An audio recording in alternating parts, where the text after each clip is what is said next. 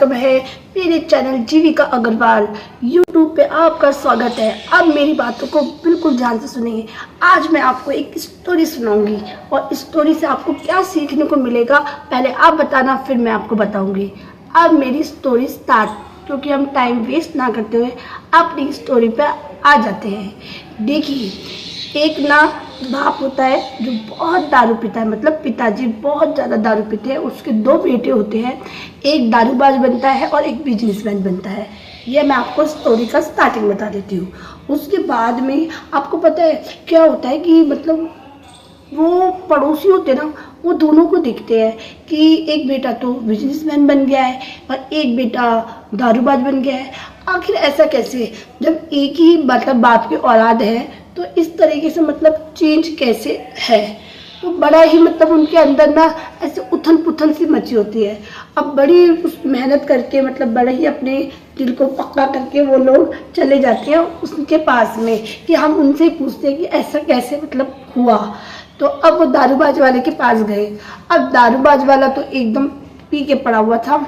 अब उसने सोचा कि अब थोड़ा सा वेट करते हैं, तो उसकी थोड़ी शाम को कम हो गई। तो उसने बोला कि मेरे पापा दारू पीते थे और मेरे पापा बहुत पीता पार्टी ऐसे करते रहते थे, तो मुझे उनकी आदत पड़ गई। जैसे कि आप लोगों को पता है कि संगत का असर बहुत जल्दी पड़ता है। तो उसने साफ साफ शब्दों में बोल दिया कि मेरे पापा सब कुछ करते थे, इस चक्कर में मैंने भी वही काम करना शुरू कर दिया।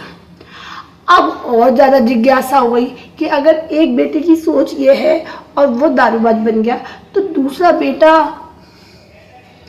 बिजनेसमैन कैसे बना।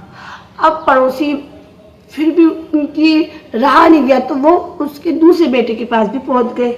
अब वहाँ पे बात करने की लंबी लाइन लग रही थी, तो वो थोड़ा इंतज़ार करके काफ़ी देर बाद उनका नंबर आया। उसने बड़े पोलाइटली से बोला कि बताइए अंकल जी, आप यहाँ पे किस काम से आए हैं। फिर उन्होंने बड़े ही डरते डरते बोला कि बेटा हम आपसे कुछ पूछना है, अगर आपको बुरा नहीं लगे तो हम आपसे पूछ लें क्या। तो उन्होंने बोला हाँ हाँ अंकल जी पूछिए। तो उन्होंने बोला कि बेटा आपके पिताजी दारू पीते थे, आपका भाई भी दारू पीता है, लेकिन आप बिजनेसमैन कैसे बन गए। अब उसने 2 मिनट रुका, फिर उसने बोला कि देखिए अंकल जी, जिस दिन मेरे पापा जी ने दारू पीना चालू किया उसी दिन मैंने ठान लिया कि जैसे मेरे पापा जी है ना, वैसा मैं बिल्कुल नहीं बनूंगा। कि जितनी तकलीफ़ हमें होती है उनके दारू पीने से, हमें मारते हैं पीटते हैं, जितनी तकलीफ़ होती है वही सेम तकलीफ़ मैं अपने परिवार वालों को नहीं दूंगा। उसी दिन मैंने ठान लिया और मैंने कड़ी मेहनत करी और आज मैं इस मुकाम पर हूँ। अब दोनों की बात सुनकर पड़ोसी बैठ गए। अब पड़ोसी ने सोचा कि इस बात से क्या मिलता है। जैसे अब लोग क्या कहते हैं, हम अब इस शिक्षा की बात करते हैं, इससे हमें शिक्षा क्या मिलती है। अब लोग क्या बोलते हैं हमको फटाफट से, अरे संगत का असर पड़ जाता है, हमारे ये थे इसलिए हम भी ऐसे बन गए। नहीं, ऐसा नहीं होता है। जो आप खुद करना चाहते हैं ना वही आप कर सकते हैं। ये बात को देखिए, ये तो इसका मतलब आप बुरा बनना चाहते थे इसलिए आप बुरे बने। आप दूसरों पर दोषारोपण करके आगे बढ़ना चाहते हैं, ऐसा नहीं होता है।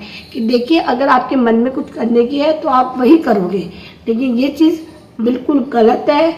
इस वजह से उन्होंने ये इस निष्कर्ष पर आए कि हाँ, ज़रूरी नहीं है, आपको ये भी पता है ना कीचड़ में कमल खिलता है, तो इसलिए कोशिश कीजिए अच्छा बनने की। अच्छा बनेंगे तो आपके साथ अच्छा होगा। मेरे हिसाब से मैं अपनी कहानी आपको समझा सकी हूँ, आपको पसंद भी आई होगी। और अगर आपको अच्छी लगी और ऐसी कहानियाँ और सुनना चाहते हैं तो कमेंट बॉक्स में ज़रूर बताना। हेलो, आपका वेलकम है मेरे चैनल पे जीविका अग्रवाल, और सभी को राधे राधे। मुझे एक बात समझ में नहीं आती कि जो पोस्ट पे कमेंट करने चाहिए लोग मैसेंजर में ही करते रहते हैं। क्यों भाई, मैसेंजर में कोई ख़ास बात होती है। अगर आप किसी की तारीफ़ कर रहे हैं, खूबसूरती की तारीफ़ कर रहे हैं या उसके कंटेंट की तारीफ़ कर रहे हैं, तो आप आके करिए ना। किसने मना किया, आप पोस्ट पे कीजिए, आपको जवाब भी आपके हिसाब से मिलेगा। लेकिन ये क्या तरीका है, पूरा मैसेंजर भर रखा है। मेरी फ्रेंड तो इतनी दुखी हो गई है ना, अब तो उसने सोच लिया है सबका स्क्रीनशॉट लेगी और लगाएगी अपनी प्रोफाइल पे और उनकी टाइमलाइन में लिख कर आएगी।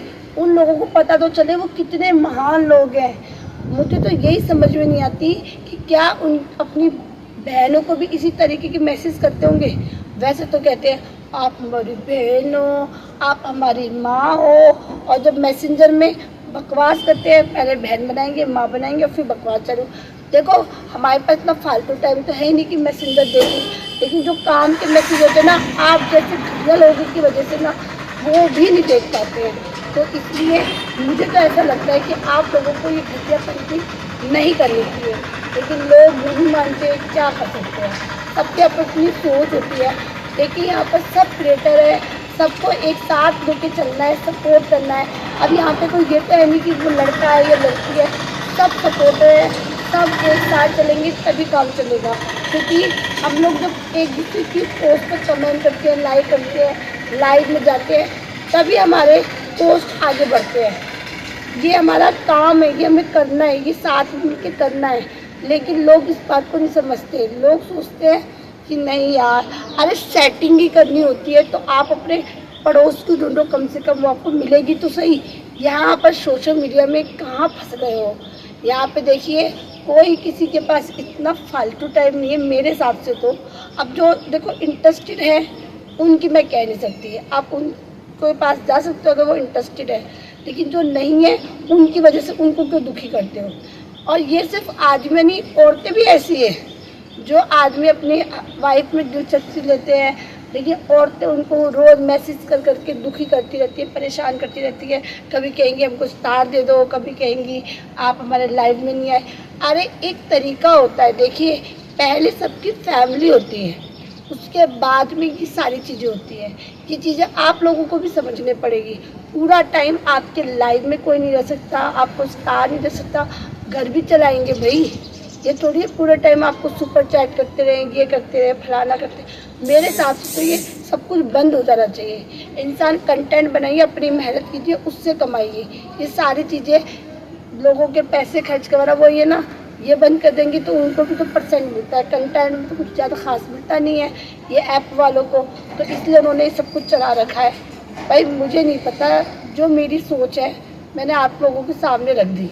अगर आप भी मेरी सोच से थोड़ा सा वो करते हैं तो कमेंट बॉक्स में ज़रूर लिखना, ठीक है? अब मिलते हैं नेक्स्ट ब्लॉग में। बाय।